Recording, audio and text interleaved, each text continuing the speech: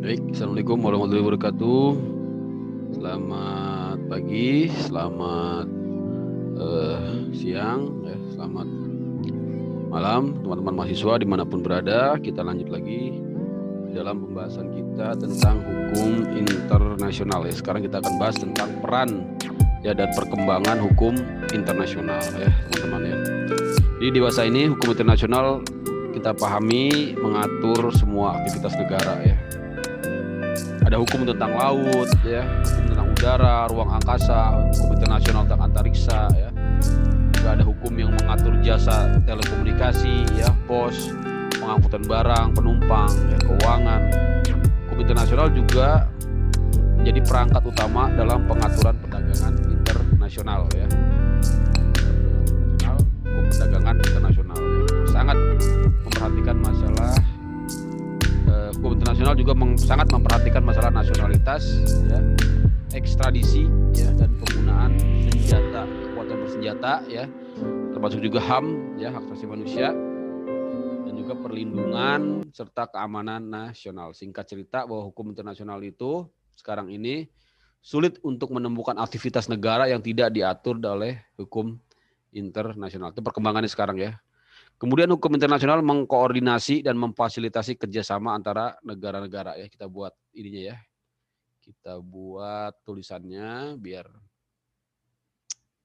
jadi catatan peranan dan perkembangan hukum internasional . Peran dan perkembangan hukum internasional.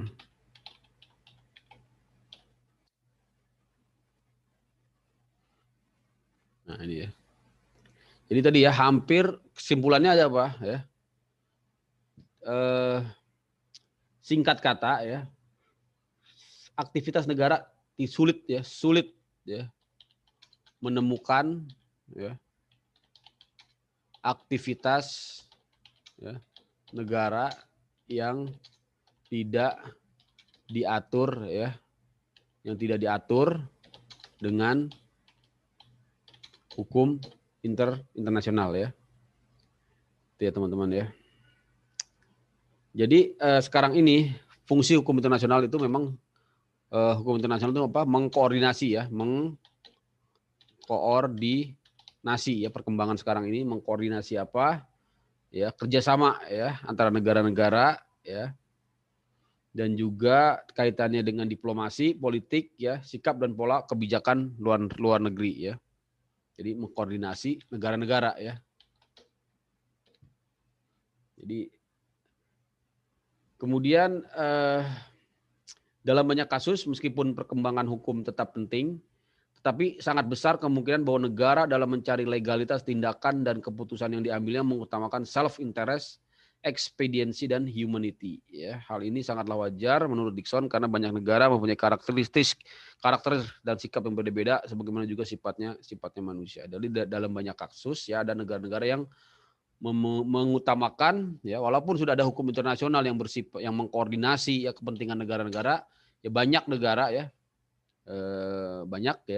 dalam banyak kasus masih mengutamakan self interestnya banyak negara masih mengutamakan self interestnya artinya nanti akan menimbulkan tentunya berbagai konflik ada beberapa faktor yang mempengaruhi perkembangan internasional pertama meningkatnya jumlah negara baru akibat dekolonisasi faktor-faktor yang memperkembangan faktor-faktor faktor-faktor yang mempengaruhi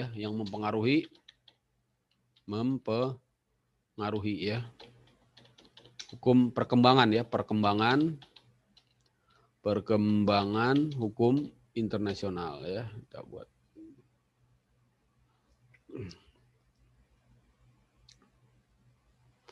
faktor yang mempengaruhi perkembangan hukum internasional diantaranya apa Alhamdulillah munculnya negara-negara baru sorry kondisi sini apa munculnya negara-negara baru akibat dekolonisasi ya, akibat dekolonisasi. Itu lepasnya mereka dari penjajahan ya, dekolonisasi ya. Nah, jadi sebagian besar negara berkembang yang lahir pasca Perang Dunia Kedua merasakan bahwa aturan hukum internasional lebih mengakomodasi kepentingan negara maju ya. Jadi munculnya negara-negara akibat dekolonisasi ini ada sikap ya anti ya hukum internasional ya, karena menganggap bahwa munculnya hukum internasional sebagai kepentingan negara-negara maju, negara-negara kolonial ya. Hal ini berdasarkan fakta bahwa hukum internasional pada awalnya merupakan hukum yang dibentuk oleh negara-negara Eropa ya, karena faktanya memang ya fakta bahwa hukum internasional ya dibentuk oleh negara-negara Eropa ya, oleh negara-negara Eropa. Jadi memang pada saat itu pasca dekolonialisasi ya, ada sikap anti hukum internasional ya.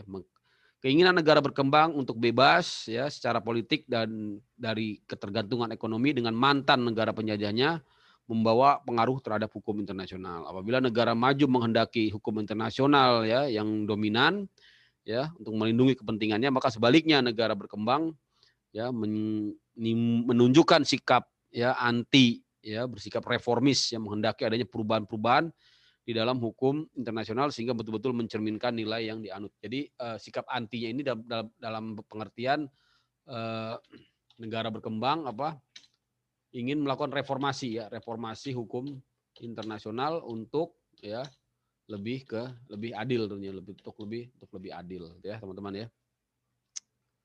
Nah, perkembangan berikutnya yang kedua yaitu munculnya organisasi internasional ya, munculnya organisasi internasional ya, organisasi ya internasional. Internasional. Nah, munculnya organisasi internasional ini ya, teman-teman ya. Munculnya organisasi internasional ini ya seperti cendawan ya di musim hujan setelah Perang Dunia Kedua banyak sekali dan diakui kedudukannya dalam hukum internasional. Banyak mengeluarkan aturan-aturan yang mengikat baik dalam lingkup regional maupun universal. Jadi termasuk ya karena munculnya organisasi internasional ini ya secara masif ya, sangat banyak secara masif ya. Kemudian mengeluarkan hukum internasional ya. Memproduksi hukum internasional ya.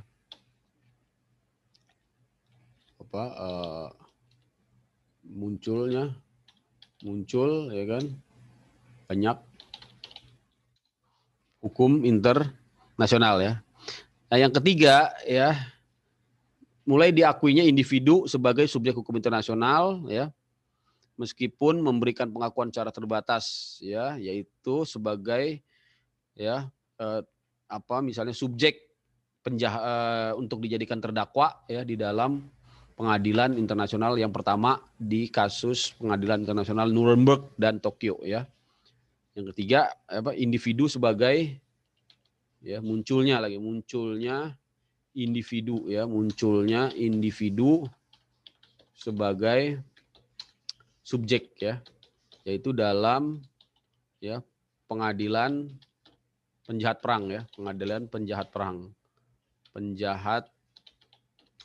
perang ya di Nuremberg ya, Nuremberg dan Tokyo ya. Dan Tokyo ya, pengadilan internasional ya. Jadi pengadilan Nuremberg dan Tokyo itu adalah pengadilan yang mengadili ya penjahat perang yang kalah ya. Karena penjahat perang yang menang tidak diadili ya, yaitu Amerika ya, Rusia ya pemenang-pemenangnya, Perancis, Inggris tentunya yang mengadili ya sebagai pesakitan negara-negara yang kalah, yaitu ya Jepang dan Jerman ya. Diadili di dalam pengadilan internasional Nuremberg dan Tokyo. Itulah awal munculnya individu sebagai subjek hukum internasional Kemudian yang keempat, adanya perkembangan teknologi dan komunikasi ya, perkembangan teknologi dan komunikasi ya. Saya kira itu dulu ya kali ya, tapi ini udah mau ini. Bentar ya, dikit lagi ya. Perkembangan teknologi dan komunikasi ini juga kaitannya tentunya dengan bagaimana penggunaan ya kekuatan di laut ya, udara ya, angkasa ya, penggunaan teknologi ya yang melintasi batas-batas negara ya, internet ya juga sangat berpengaruh ya, menciptakan nanti sejumlah perangkat-perangkat hukum internasional. Yang kelima, munculnya aktor-aktor non-state ya. Munculnya apa? Aktor-aktor, subjek-subjek ya, non-state ya, non-state seperti misalnya NGO ya, NGO ya.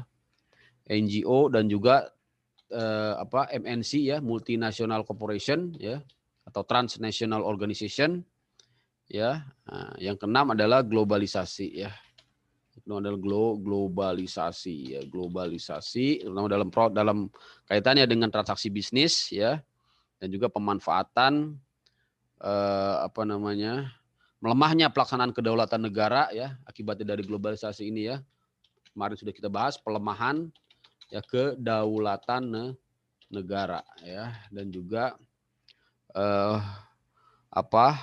pemanfaatan hukum internasional oleh negara-negara maju ya itu ya.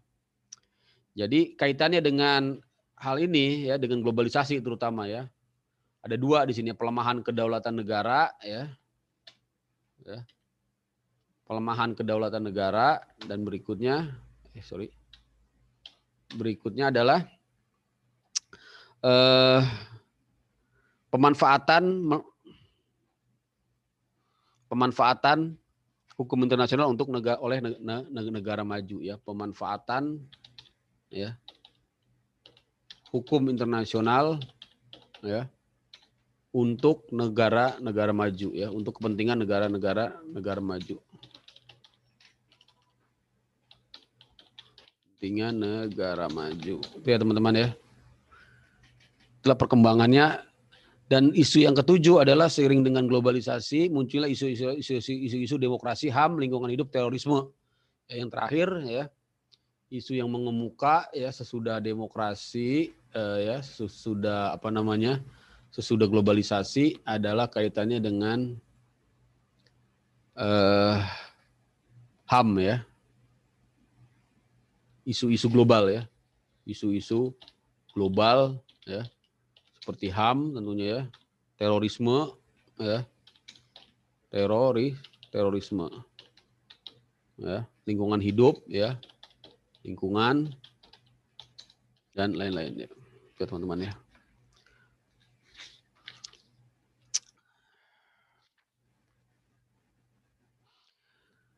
Sekarang hukum internasional bukanlah produk hukum yang netral ya. Perlu dipahami bahwa hukum internasional bukanlah produk hukum yang netral sebagaimana hukum produk manusia. Hukum internasional juga bisa berpihak ya kepada yang memiliki kekuasaan. Itu yang harus dipahami ya. Jadi hukum internasional itu ya tidak selalu netral ya. Tidak selalu netral ya.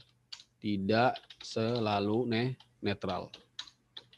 Yang perlu teman-teman pahami ya. Mengapa dia tidak selalu netral? Karena memang dia dibentuk oleh kekuatan politik tentunya ya. Dan terkadang bisa saja berpihak kepada kekuatan ya, kekuasaan ya, uang, teknologi ya.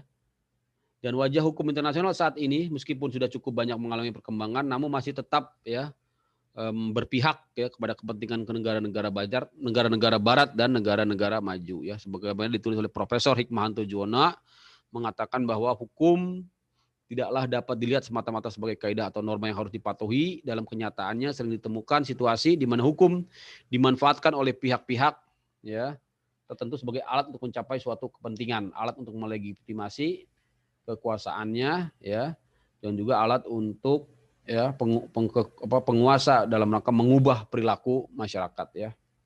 Jadi tools ya, law as a tools of engineering seperti teorinya Rousseau ya di dalam rektor Harvard University ya. Dalam konteks masyarakat internasional, hukum internasional juga sering digunakan sebagai instrumen ya, tidak selalu netral ya, tapi tools ya, sebagai tools ya of ya engineering ya, tools of sebagai alat lah gitu ya, tidak sebagai tujuan, sebagai tools ya. Setelah perkembangan sekarang, jadi hukum internasional ya, misalnya ya, sebagai instrumen politik negara maju ya pada negara berkembang. Beberapa dapat diungkap oleh Profesor Hikmahanto ya, ini dari Prof Hikmahanto ya. Dari Prof Hikmahanto, contoh-contohnya ya. Hikmahanto. Jadi sebagai tools negara-negara berkembang ya, sebagai tools negara-negara maju ya untuk menekan negara berkembang ya. Misalnya Prof Hikmahanto memberikan contoh ya. Yang pertama ya, sebagai pengubah konsep misalnya keinginan Australia, Jepang, dan Jerman dan lain-lain untuk mengubah keanggotaan Dewan Keamanan PBB. Contoh lain keinginan Amerika mengubah pasal 51 Piagam tentang self-defense untuk melegitimasi penggunaan kekerasan yang dilakukan oleh negara-negara. Ya, contohnya apa ya? Amerika ya, USA ya, mengubah ya pasal 51 ya UN ya dari UN Piagam PBB ya tentang ya Piagam PBB ya. Piagam PBB ya tentang self defense ya, tentang self defense sehingga menjadi pembenaran adanya tindakan agresi terhadap negara-negara ya. Jadi itu terlihat ya. Adanya tools dari negara-negara maju ya untuk menekan negara-negara berkembang. Sebagai sarana intervensi urusan domestik ya. Melakukan intervensi. Jadi dengan hukum internasional yang seharusnya berprinsip non intervention ini justru melakukan intervensi ya, melakukan intervensi urusan domestik. Ini sangat berbahaya sekali tentunya ya teman-teman ya. Bagaimana hukum internasional yang seharusnya berprinsip non intervention dia menjadi cara untuk mengintervensi urusan domestik negara lain. Bahkan ini cara yang paling efektif untuk melakukan intervensi adalah dengan melalui perjanjian internasional ya. Jadi perjanjian internasional sekarang ya yang menjadi sarana untuk mengintervensi. Contohnya adalah perjanjian perdamaian oleh sekutu pasca Perang Dunia II untuk melarang Jepang memiliki kemampuan perang ya. Apa? Perjanjian ya sekutu ya dengan Jepang ya untuk melarang ya penggunaan memiliki senjata ya. Jadi Jepang dilarang untuk memiliki senjata ya perang ya. Contoh lain adalah penggunaan berbagai perjanjian internasional di bidang ekonomi, HAM, lingkungan, dan negara maju untuk turut terlibat dalam kebijakan negara-negara berkembang ya. Macam-macam ya. Juga ada HAM ya. Contoh kita taruh di bawah aja ya. Kemudian ini apa? Intervensi ya negara berkembang ya dengan perjanjian-perjanjian ya. Dengan menggunakan perjanjian-perjanjian di bidang HAM ya, lingkungan ya, terorisme dan sebagainya ya. Berikutnya sebagai alat penekan ya dari alat penekan ya, misalnya adalah Non-Proliferation Treaty dan beberapa resolusi Dewan Keamanan PBB digunakan Amerika dan Sekutu untuk menekan Irak, memberikan akses pada pemeriksa internasional atas dugaan kepemilikan senjata ya. Contoh lain tekanan negara maju pada negara berkembang, contohnya negara yang yang tingkat ketergantungan tinggi pada negara maju untuk melakukan tindakan yang sesuai dengan kebijakan ya. Alat penekan ya. Sebagai penekan di sini ya, penekan ya.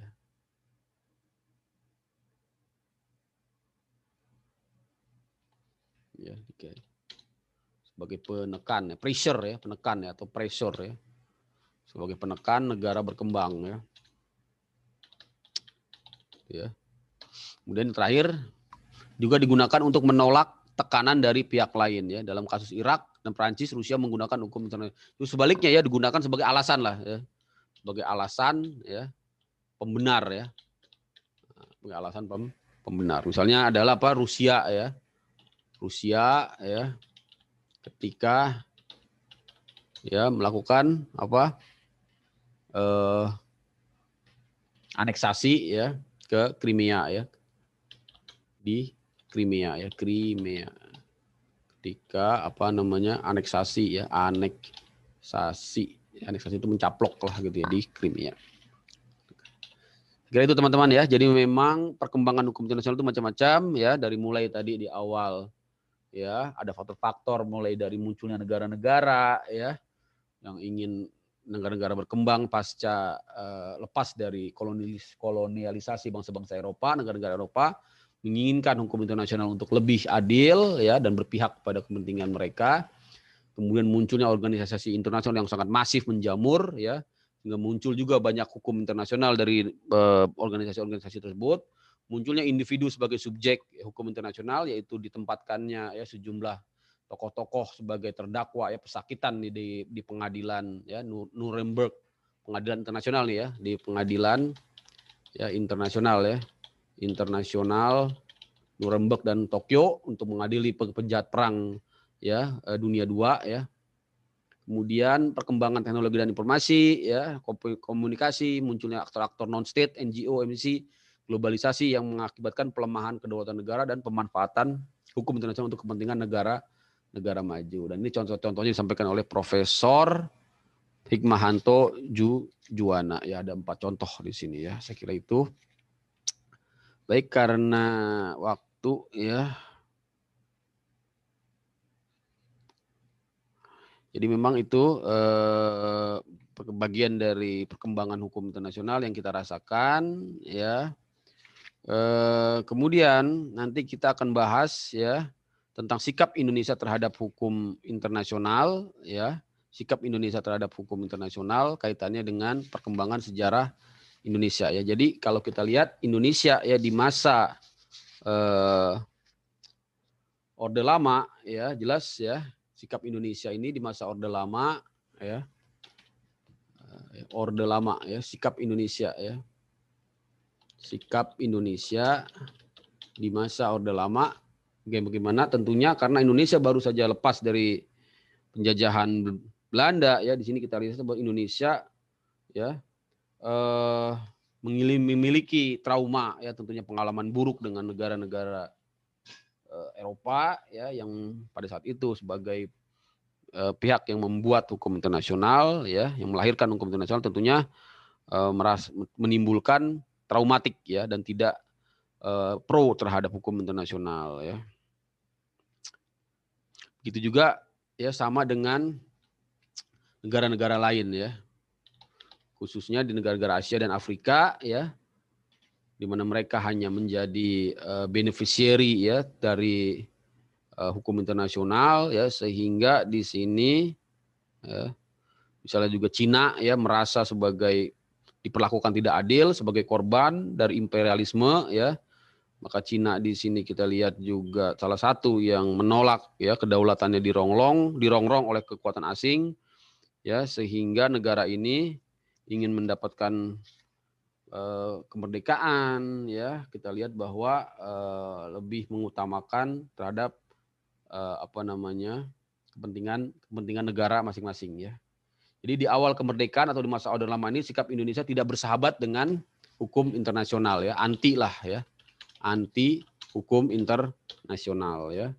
Baru di sekitar tahun 1982 ya, 1957 sebenarnya ya, bahwa Indonesia aktif ya dalam hal kaitannya dengan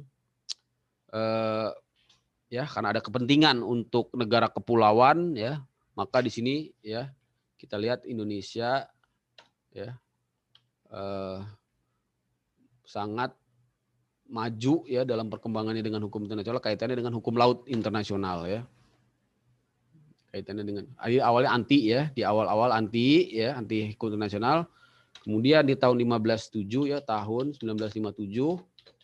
Indonesia ya mendeklarasikan tentang hukum laut internasional ya, deklarasi Juanda ya. Deklarasi Juanda ya. Ya teman-teman ya. Sehingga terbentuklah konsep UNCLOS ya, UNCLOS hukum laut internasional di tahun 1982 ya. 1982 ya. Nah, ini merupakan perjuangan Indonesia dalam lapangan hukum internasional ya. Perjuangan Indonesia dalam lapangan hukum internasional ya, tindakan Indonesia ini sangat di forum internasional ya, sangat konsisten dan gigih ya dalam memanfaatkan UNCLOS ya. Jadi ini dianggap sebagai keberhasilan ya. Menurut Profesor Jono, keberhasilan di dalam memanfaatkan hukum internasional ini merupakan tonggak sejarah ya, di mana Indonesia berhasil memanfaatkan hukum internasional dalam rangka meloloskan wawasan Nusantara ya untuk menjadi hukum internasional ya. Nah, kemudian di tahun 1958 ya, tahun 1958 mencatat di sini ya adanya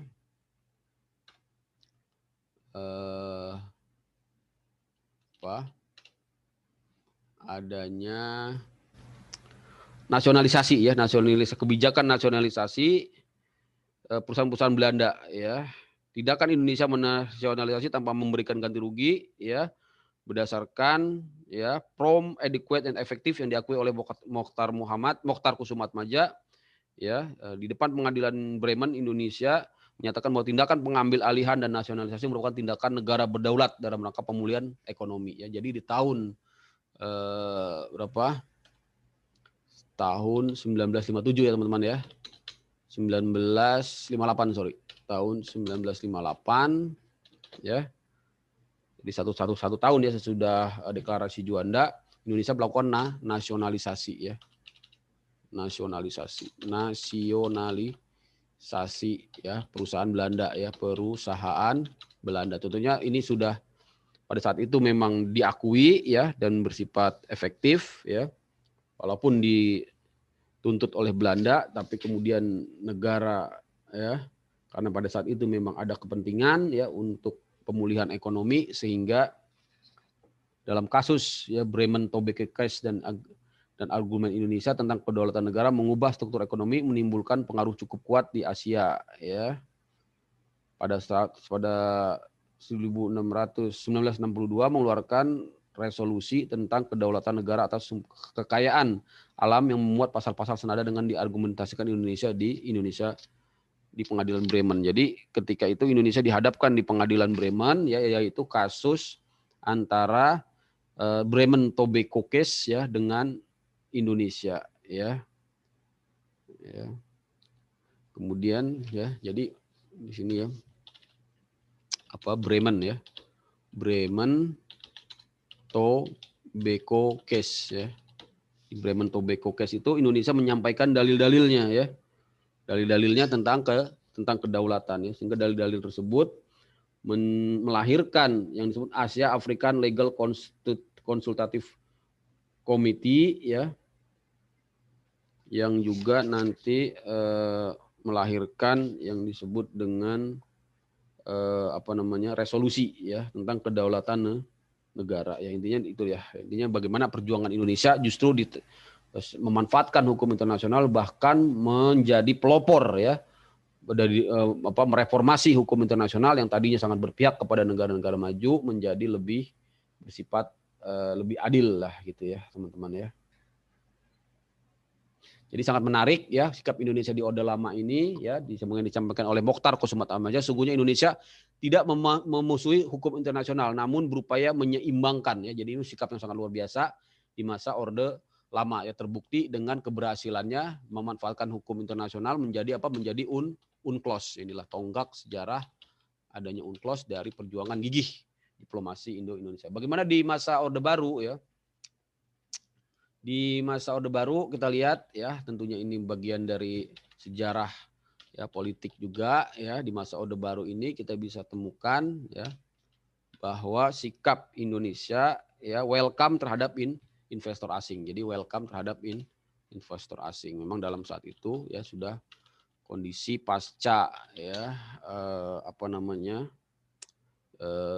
perang lah ya. Welcome dengan investasi asing ya, investor asing ya. Hal ini dibuktikan dengan begitu cepatnya Indonesia meratifikasi Konvensi Washington, ya, kemudian juga menandatangani Bilateral Investment Treaty, ya. Nah, apabila di bidang investasi sangat tunduk pada hukum internasional, tidak demikian halnya di bidang HAM. Justru di bidang HAM Indonesia, ya, dikenal sebagai, ya, Soeharto dan juga Lee Kuan Yew dari Singapura mengenalkan apa yang disebut nilai-nilai Asia, ya, bahkan HAM khususnya bidang sipil politik tidak sesuai dengan nilai-nilai Asia. Saya kira itu, ya. Jadi intinya sudah ada berubah di era Orde Baru, ya. Di bidang HAM pun ternyata justru bertentangan, ya. Berikutnya yang terakhir, sikap Indonesia terhadap hukum internasional di masa sekarang ini, ya. Terakhir, ya, di masa sekarang. Di masa sekarang kita lihat sikap Indonesia, ya, terhadap hukum internasional itu adalah jauh lebih bersahabat. Indonesia banyak melakukan perjanjian, ya, aktif, ya, kerjasama, ya, ekonomi, ya, maupun pertahanan, ya, di masa Habibie, ya, juga sangat respect terhadap HAM, ya. Jadi ini welcome terhadap di masa itu welcome terhadap investor asing, ya, tapi tidak dengan HAM, ya. Nah, di masa sekarang, ya, pasca 98, ya. Pasca 98, ya, sampai dengan di masa sekarang, ya. Nah, maka ini lebih terbuka terhadap, lebih bersahabat, ya, dengan HAM, ya. Lebih respect, ya. Ditandai dengan respect terhadap HAM, ya. Semoga ini terus, ya.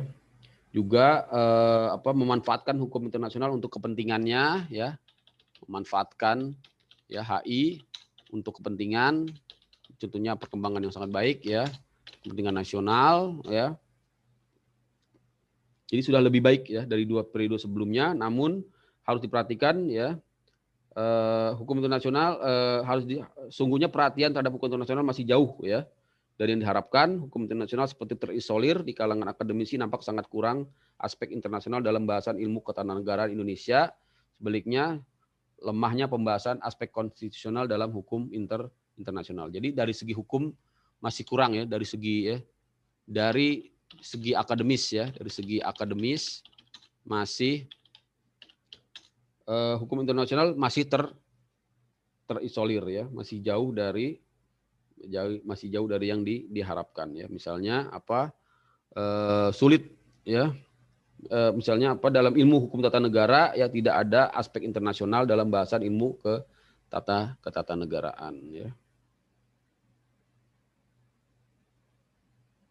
Baik, saya kira itu, ya, untuk pembahasan ini. Nanti silakan teman-teman bisa disimak lagi, ya. Intinya tadi kita sudah cukup banyak peranan dan